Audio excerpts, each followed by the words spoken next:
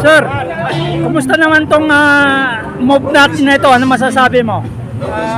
Maganda naman yung movement ngayon, at least very successful, and nakita ko kanina from MOA until dito sa Batasan, ang daming police. And I know, meron silang plano sana na pwede lang gawin yung nangyari sa Cebu, pero hindi nila pwedeng magawa-gawa rin ang lahat ng mga nag-motorcade nanggaling sa lahat ng mga iskinita saka sa Mindoro Highway. Hindi tayo isang linya lang. So kaya nagkahiwalay-hiwalay, and I'm thankful na natapos siya ng matiwasay, peaceful ang ano. And mula sa mga kababayan ko sa Mindanao, hindi kayo lagi nag-iisa. Pag andito si King Belimac, kasama niyo ako dito sa laban, sa EDSA man yan, sa Batasan man yan, o sa alok-palok ng Pilipinas. Dapat matalsikin na si BBM. Dapat i-impeach na si BBM. Dapat bumaba na si BBM. Eh, malapit na siyang mamatay. Oo. So baka dito pa siya sa Manila mamatay. Dapat umuwi na siya sa Ilocos, na kanyang lugar niya. Para hindi na rin siya mahirapan doon kung doon siya iburol.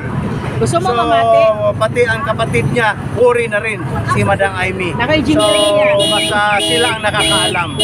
So, para sa akin, as a former supporter niya sa BBM Sara, bumaba na siya before maputulan siya ng kanyang hininga.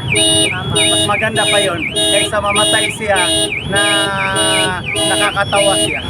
So, panawagan mo sa mga kapulisan natin sa Cebu. Panawagan ko sa mga kapulisan sa Cebu, nakakahiya kayo. Bisaya pa naman ako. Sa tinuod lang, sobra na po kayo inyong gihimo. Maingon ta mo. Pag ampo mo, nga dili ma-presidente si Inday Sara, kay balikan gyud mo. Kampo man ka. Ha? Pag ampo mong mga pulis sa Cebu, atong naghimo og di maayo na gyud, sobra-sobra na gyud. Pag ampo mo, kaya nagbantay lang mi sa inyo. Salamat, sir.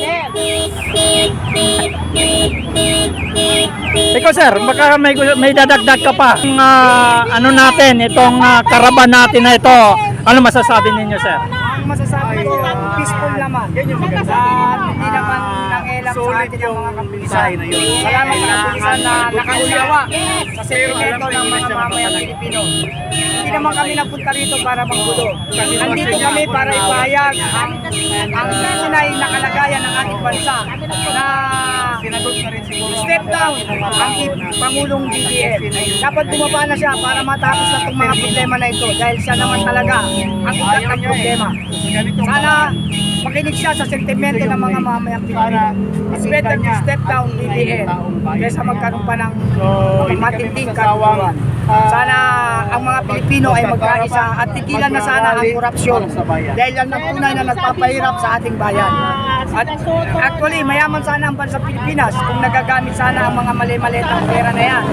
Yan ay isa pa lamang sa mga nadiskubre at marami pa yan na hindi nadidiskubre. Kaya sana panawagan ko sa mga politiko natin, sana naman pagtuunan nyo ng pansin ang kaunlaran ng ating bansa kung paano baguhin ang antas ng pamumuhay ng mga mahirap na mamayang Pilipino. Mga politiko, tigilan nyo na ang pangunguragot dahil ang bansang Pilipinas naman ang bigyan nyo ng pagpapaunlad at ang mga mamamayan nito. So, siguro napanood mo naman yung naging nangyayari sa Cebu nung nakaraang araw, no? So, anong reaction mo Ang doon? masasabi ko doon, lahat ng ginawa ng mga kapulisan sa Cebu ay illegal. Napakalaking illegal. Unang-una, hindi sila pinadaan. Alam nyo ba na itong mga daanan na ito ay public? May karapatan ang bawat mamayang Pilipino. Wala silang ginagawang masama para pahintuin sila. Meron tayong tinatawag na road tax, bayad ng mga mamayang Pilipino. Wala silang ginagawang masama, bakit sila pipigilan? Hanggang sa dumating ang punto na hindi na sila tumuloy, kumakain na sila, bakit ginawa pa rin, pinuntahan sila at may hinuli pang mga kasamahan natin. Yan ay isang maliwanag na pangaharas, political motivated. Dapat wag ganun. Dapat ang isipin nyo yung kapayapaan. Kaya pa silang dumaraan, kayo ang gumagawa ng kaguluhan. Kaya mga kapulisan sa Cebu, be educated naman. Dalawa po ang order natin. Unlawful order at lawful order. Kayo ay lumabag sa order na hindi naman dapat sinusunod dahil wala namang nilalabag na batas yung mga nagkakaraban na payapa naman. At ito ay usapin na ng bayan at mamayan, hindi usapin ng politika lamang.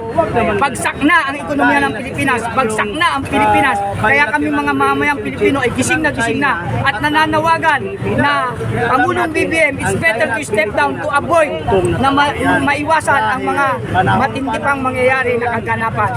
Bumaba ka na at as per Constitution, ibigay mo ang pesto sa karapat-dapat si Ma'am Bibi Sara Duterte dahil siya as per Constitution siya ang dapat na pumalit kapag incapacitated na ang Pangulo. Kaya sana, it's better to step down. So, BBM. So may bulong-bulungan sir na kahit ano daw mangyari, wag lang maging presidente si Inday. Anong masasabi mo doon? Ang masasabi ko dyan, wala kayong magagawa kapag itinulot na ng Diyos. Kapag itinulot ng Panginoon Diyos na maging presidente yan, dahil sa pagkakaisa ng mga mamayang Pilipino, wala sino mang makakapigil yan. That is reality. Walang dahilan para hindi siya maging Pangulo dahil siya ang pangalawang Pangulo. Nasa Constitution natin yan, nasa batas yan. Pangalawa, clear siya sa Commission on Audit, kaya wala dapat dahilan para hindi siya maging Pangulo. Wala siya sa listahan ng mga kurakot. Kaya para sa akin, yung sinasabi nyo na hindi dapat siya maging Pangulo, impossible dream yan. Kapag ang Diyos na ang nagtulot at nagbigay ng kapahintulutan kay Ma'am Bibi Sara Duterte para maging Pangulo ng bansang Pilipinas, walang makakapigil yan, kahit sino pa kayo. Supreme Court nagbigay na ng final decision. So hindi pa rin silang naniniwala sa final decision na yan. Ano yung reaction ni Soto? Ayan, tungkol dyan kay Soto. Sa totoo lang, oblok yan. Oblok. Oblok yan si Soto na yan. Bakit ko nasabi? Ang Supreme Court, hiwalay yan kung tutusin. Kapag nagdesisyon ng Supreme Court, hindi dapat nila pakialamanan yun. Dahil yun ay jurisdiction ng Supreme Court. Abogado ba si Soto para sabihin niya na mali ang desisyon? Ang desisyon ng Supreme Court ay tama at legal. Pero siya, ano ba siya? Abogado ba siya para alam niya ang batas tungkol sa pag-analisa ng impeachment? Kaya yung sinasabi ni Soto ay siya ang impossible dream, hindi yung pangarap niya sa impeachment. Dahil unang-una, siya ay kapanalig ng BBM administration. Kaya niya nagawa yun. Kaya siya nagpapaliwanag dahil bayan siya. Hindi dahil sa yun ang tunay na batas. Kapubuhan po yun.